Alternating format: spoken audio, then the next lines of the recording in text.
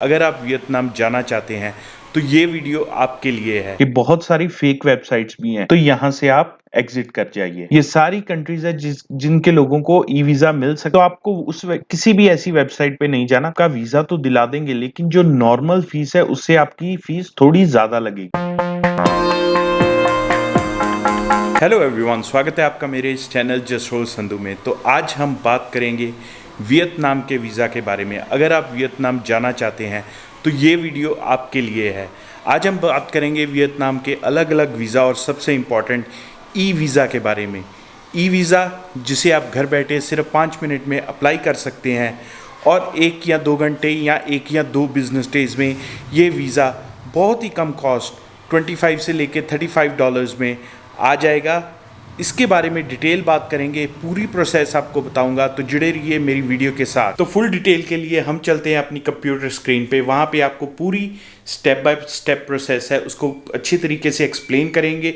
क्या क्या documents required हैं, क्या क्या चीज़ें चाहिए और कैसे अप्लाई करता है, पूरी प्रोसेस आपको एक्सप्लेन करता हूँ ई वीज़ा की अपनी कंप्यूटर स्क्रीन के ऊपर। तो वियतनाम का वीजा अप्लाई करने के लिए बहुत सिंपल प्रोसेस है। सबसे पहले आपको गूगल पे जाना है। गूगल पे सिंपली टाइप कीजिए वियतनाम ई वीजा। आप जैसे ही वहां पे जाएंगे तो बहुत सारी वेबसाइट्स आएंगी, लेकिन एक चीज का बहुत ध्यान रखना है कि बहुत सारी फेक वेबसाइट्स भी हैं। फेक नहीं है, वो वीजा तो मिल जाएगा, लेकिन वो थर्ड पार्टी वेबसाइट्स हैं, जिनका मतलब ये होता है कि वो आपका वीजा तो दिला देंगे, लेकिन जो नॉर्मल फीस है उससे आपकी फीस थोड़ी ज्यादा लगेगी। जैसे कि नॉर्मल जो वियतनाम की ई वीजा की फीस है वो है $25, लेकिन वो वेबसाइट्स आपसे $60, $65, $80 तक भी चार्ज कर लेंगे। तो आपको किसी भी ऐसी वेबसाइट पे नहीं जाना। ध्यान दीजिए, ये वेबसाइट मैं नीचे लिंक भी कर दूंगा डिस्क्रिप्शन में, लेकिन ये वेबसाइट है ना, ये फर्स्ट वाली, इसमें ये देखिए xuatnhapcanh.gov.vn, ये वाली है जो ये ऑफिशियल वेबसाइट है। तो इस पे हमें जाना है। जब आप इस वेबसाइट से पे जाएंगे कुछ इस तरह से खुलेगा, फिर आप जाएंगे पर्सनली अप्लाई ई वीजा पे। ठीक है, तो ये है आपका ई वीजा जो आपने अप्लाई करना है, उसके लिए आपका ये पेज खुल जाएगा। ये देखिए यहाँ पे आप जब नेक्स्ट करेंगे तो ये पेज खुल जाएगा। ठीक है, तो यहाँ पे आपने एक चीज आपको बता दूं कि जो वियतनाम है उसमें ई वीजा अप्लाई होता है 30 दिन का, 30 डेज का ई वीजा मिलता है। और ये कुछ कंट्रीज के लिए है, हर कंट्री से आप नहीं अप्लाई कर सकते, कुछ कंट्रीज से आप अप्लाई कर सकते हैं। तो कौन कौन सी कंट्रीज हैं उसमें, ये सारी कंट्रीज हैं। ये देखिए, ये सारी कंट्रीज है जिनके लोगों को ई वीजा मिल सकता है, और इसमें इंडिया भी है। तो इंडिया वाले लोग वियतनाम का ई वीजा अप्लाई कर सकते हैं। ठीक है, ये सारी कंट्रीज है, तो इनको ई वीजा ये सब अप्लाई कर सकते हैं। नहीं तो आपको रेगुलर वीजा अप्लाई करना पड़ेगा, और इंडिया भी अप्लाई कर सकता है। लेकिन आप जब ई वीजा अप्लाई करेंगे तो मैं आगे चल के दिखाऊंगा आपको कि वहां पे एक पोर्ट ऑफ एंट्री और पोर्ट ऑफ एग्जिट आता है। हर किसी पोर्ट ऑफ एंट्री या पोर्ट ऑफ एग्जिट से हम नहीं जा सकते, यानी कि हर किसी सिटी में अगर एयरपोर्ट हो तो उसमें से नहीं जा सकते। सर्टेन सिटीज हैं, उन्हीं में से हम जा सकते हैं, वहीं पे हम लैंड कर सकते हैं, वहीं से हम एग्जिट कर सकते हैं। वो भी मैं आपको आगे जाके दिखाऊंगा। तो जब आप जाएंगे अपने वीजा अप्लाई करने के लिए, ये पेज खुलेगा। तो यहाँ पे आपको अपनी फोटोग्राफ, सैंपल फोटो जो अपलोड करनी होगी, जो वाइट बैकग्राउंड के ऊपर होगी, इसकी प्रॉपर जो स्पेसिफिकेशन है वो आपको मिल जाएगी इसी पेज के ऊपर। तो वही उसी स्पेसिफिकेशन में आपको अपनी जो पिक्चर है वो अपलोड करनी है। तो यहाँ पे जब आप अपनी पिक्चर अपलोड करेंगे, और यहाँ पे आप अपने पासपोर्ट की पिक्चर अपलोड करेंगे, ठीक है, जो फ्रंट पिक्चर होगी वो आपने अपलोड करनी है। तो ये दोनों जो पिक्चर्स होंगी ये क्लियर होनी चाहिए, इन्हीं में काफी लोगों का वीजा रिजेक्ट हो जाता है। व्हाइट बैकग्राउंड के साथ ही आपकी पिक्चर होगी, और ये पासपोर्ट की जो पिक्चर है वो प्रॉपर होगी। और रिक्वायरमेंट वियतनाम का वीजा अप्लाई करने के लिए ये है कि आपका पासपोर्ट एटलीस्ट 6 मंथ्स वैलिड होना चाहिए, यानी कि आज से 6 मंथ तक होना चाहिए। ये ना हो कि एक्सपायर दो मंथ में हो रहा हो, नहीं, 6 मंथ्स वैलिडिटी उसकी होनी चाहिए। उसके बाद जो आप कंट्रीज आपको दिखाई हैं ई वीजा के लिए, उन कंट्रीज में आप फॉल करते हो, आप वहां के सिटीजन हो, और फिर आप अपना ई वीजा अप्लाई कर सकते हैं। तो ये मैंने अपनी और अपने पासपोर्ट की पिक्चर अपलोड कर दी है। तो अब नीचे चलते हैं, क्या क्या फिल करना है आपको। ठीक है, तो फर्स्ट नंबर पे आपको अपना फुल नेम वो फिल करना है। Full name, middle name, last name, पूरा नेम जो आपके पासपोर्ट के ऊपर होगा, फुल नेम विद सरनेम, वो सब कुछ यहाँ पे फिल करना है। ठीक है, तो उसके बाद आपका डेट ऑफ बर्थ आ जाएगा, आपकी नेशनैलिटी। तो नेशनैलिटी हम, जैसे मैं चूज करता हूँ इंडिया। ठीक है, तो आपकी नेशनैलिटी, आपका रिलीजन, आपका परमानेंट रेजिडेंशियल एड्रेस, आपका फोन नंबर, आपका पासपोर्ट नंबर और एक्सपायरी डेट। ठीक है, तो एक्सपायरी डेट मान लो हम चूज कर लेते हैं आज से, जैसे आपको बोला कि एटलीस्ट होना चाहिए कि 6 महीने वैलिड, तो मेरा तो अभी तक काफी वैलिड है। तो ये आपकी एक्सपायरी डेट होगी। देन आप इधर जाइए, अपनी ईमेल आप डालेंगे। ठीक है, आप देन आपका पासपोर्ट टाइप क्या है। मेरा ऑर्डिनरी पासपोर्ट है, यही आई गेस मोस्ट लोगों का यही होगा। फिर आपकी इंटेंडेड डेट ऑफ एंट्री, आप कब वियतनाम में एंटर होना चाहते हैं। तो मैं सजेस्ट करूंगा 2 से 3 हफ्ते पहले, आप 3 बिजनेस डेज में वियतनाम का वीजा आ जाता है। तो आप एटलीस्ट 2-3 हफ्ते पहले अप्लाई कीजिएगा। तो जैसे आज है 27 जुलाई, तो मैंने 1 अगस्त का कर दिया है इंटेंडेड डे ऑफ एंट्री। इसको थोड़ा सा बढ़ा देते हैं, इसको कर देता हूं मैं 8 अगस्त कर देता हूं। ठीक है, पर्पस ऑफ एंट्री क्या है, ये टूरिज्म है, काफी है लेकिन हमारा टूरिज्म होगा, तो ये टूरिज्म है।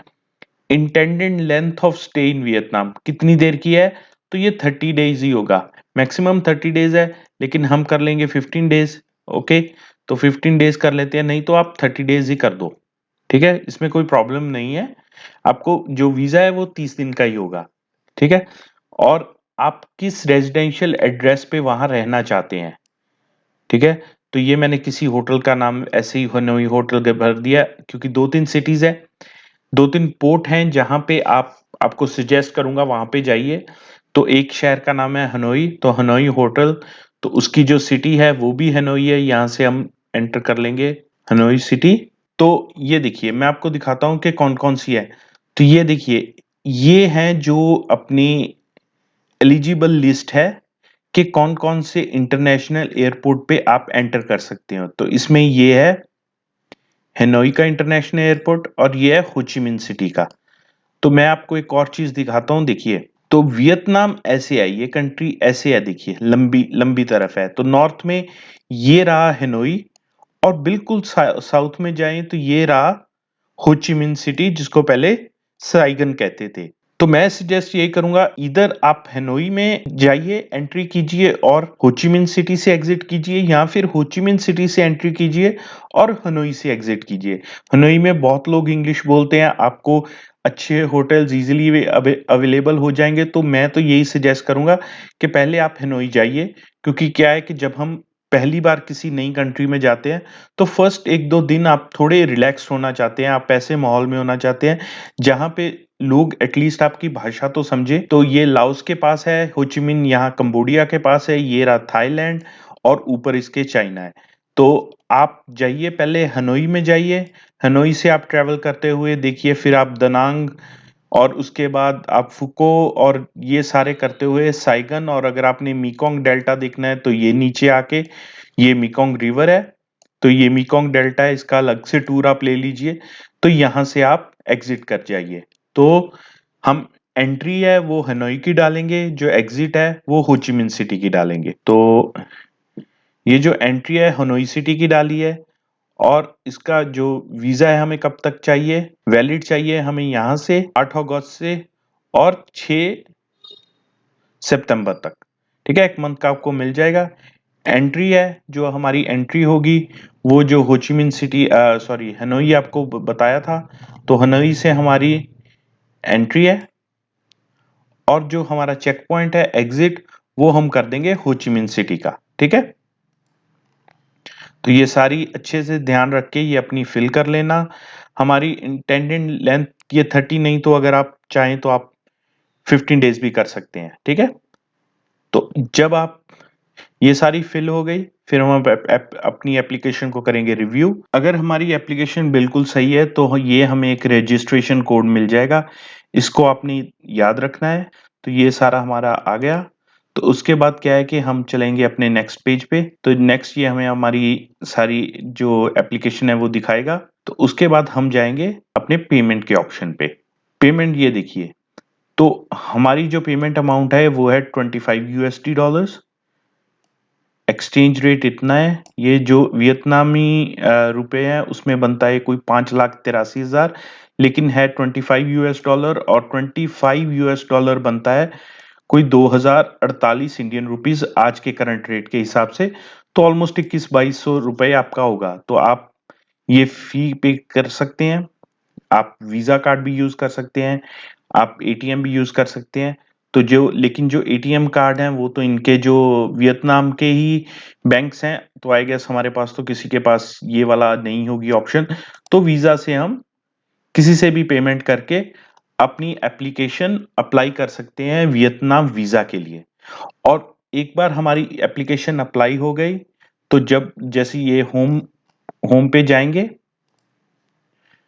होम के ऊपर जो आपको ये जो वेबसाइट थी उसमें सर्च पे जाए, तो ये आपको अपना रजिस्ट्रेशन कोड डालना है, आपको अपनी ईमेल डालनी है, डेट ऑफ बर्थ डालनी है, और फिर आप सर्च करेंगे तो आपका ई वीजा आपको मिल जाएगा। ये इसीलिए मैंने बोला था रजिस्ट्रेशन कोड को ध्यान में रखना, उसको याद रख लेना, उसकी पिक्चर ले लेना।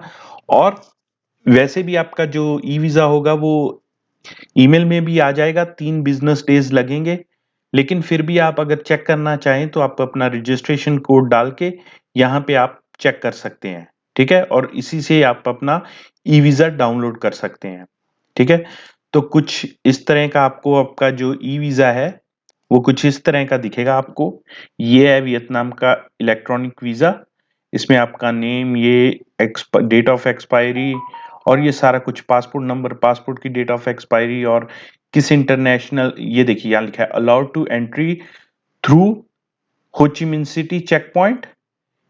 ठीक है, तो आप उसी से आप अपना एंट्री कर सकते हैं। ऐसा नहीं है कि आप किसी से भी करें। अगर आपने हनोई सिटी से एंट्री डाली है और आप होचिमिन की फ्लाइट लेके होचिमिन सिटी में जाएंगे तो वो आपको एंटर नहीं करने देंगे। तो इन चीजों का ध्यान रखिएगा। बहुत इजी वीजा है, बिल्कुल मुश्किल नहीं है। बहुत काफी चीप कंट्री है, सस्ती कंट्री है, लेकिन काफी अच्छी कंट्री है। अगर आप जाएं आप बहुत खुश होंगे वहां पे जाके। काफी अच्छे से ट्रैवल कर सकते हैं, बहुत बीचेस हैं, लोग बहुत प्यारे हैं, काफी सस्ता है खाने के लिए। और उसके साथ ही थाईलैंड है, कंबोडिया है, लाओस है, वहां जाना चाहते हैं वहां जा सकते हैं। फिर उसके साथ ही इंडोनेशिया है, जब अगर बाली जाना चाहते हैं तो वहां पे भी जा सकते हैं। बाली का भी जो ई वीजा है बहुत इजी है, वो भी मैं आपको नेक्स्ट वीडियो में बताऊंगा। बाली के ई वीजा के बारे में प्रॉपर वीडियो दिखाऊंगा कि कैसे आप अप्लाई कर सकते हैं। तो इस तरह से आप अपना वियतनाम का ई वीजा अप्लाई करिए, और इन छुट्टियों में अगर आप घूमना चाहते हैं तो घूमिए और जुड़े रहिए हमारे चैनल के साथ। अगर आपको हमारी ये वीडियो अच्छी लगे तो प्लीज वीडियो को शेयर कीजिएगा, लाइक कीजिएगा, चैनल को सब्सक्राइब कीजिएगा। Thank you very much.